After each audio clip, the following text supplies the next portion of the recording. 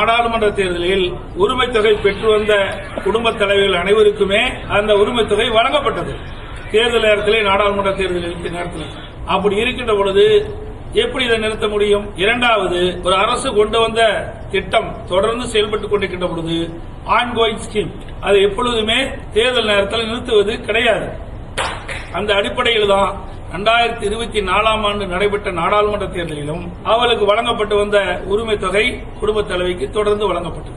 ஆனால் திரு ஸ்டாலின் அவர்கள் தேர்தல் தோல்வியின் பயமாக தேர்தலிலே நடைபெறுகின்ற சட்டமன்ற பொதுத் தேர்தலிலே தோற்று விடுவோம் என்ற காரணத்தினால் இந்த அறிவிப்பை வெளியிட்டிருக்கின்றார். அதுவும் குடும்ப தலைவிக்கு பிப்ரவரி மாதம் தானாக கிடைக்கும், மார்ச் மாதம் கிடைக்கும், ஏப்ரல் மாதம் கிடைக்கும். இருந்தாலும் இந்த 3 மாத தொகையும் முன்பணமாக கொடுத்து அதோட கோடைகால சிறப்பு தொகுப்பு ஒன்று கொடுத்து அவருடைய வாக்குகளை பெறுவதற்காக இப்படிப்பட்ட ஒரு நாடகத்தை அரங்கேற்றுகின்றார். இன்றைக்கு திராவிட முன்னேற்ற கழகம் மக்களுடைய செல்வாக்கு இழந்துவிட்டது.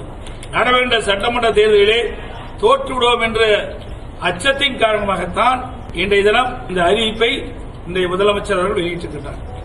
அனைத்து குடும்ப தலைவிக்கும் மாதந்தோறும் 1000 ரூபாய் கொடுப்பார் சொன்னாங்க. ஆனா 1,31,00,000 இருக்கின்றன. மற்றவர்களை ஏமாற்றி வாக்குகளை பெற்று ஆட்சிக்கு வந்த பிறகு அதையும் நிறைவேற்றல. அண்மையில 2 மாதத்துக்கு முன்பு விதிகளை தளர்த்தி மேலும் 20 லட்சம் பேர்களுக்கு மாதந்தோறும் குடும்ப தலைவிக்கு 1000 குடும்பத்தை அறிவிச்சு இப்ப 2 மாசமா கொடுத்துட்டு இருக்காங்க. ஏற்கனவே 28 மாசம் கிடைக்கல.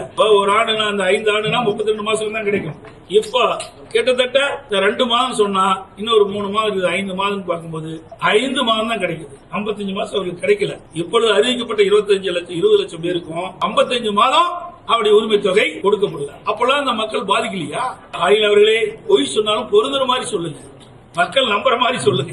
இன்னொன்று, கோடைகால சிறப்பு தொகுப்பு என்று அறிவித்திருக்கின்றார். இதற்கு முந்தைய 2022 ஆண்டு கோடைகாலம் வந்தது, 23 ஆண்டும் கோடைகாலம் வந்தது, 24 ஆண்டும் கோடைகாலம் வந்தது, 25 ஆண்டும் கோடைகாலம் வந்தது. ஆனா தேர்தல் நடக்கின்ற இந்த 26 ஆண்டு மட்டும் கோடை காலம் எப்படி கண்ணுக்கு தெரிகிறது இன்றைய முதலமைச்சர் ஸ்டாலின் அவர்கள்?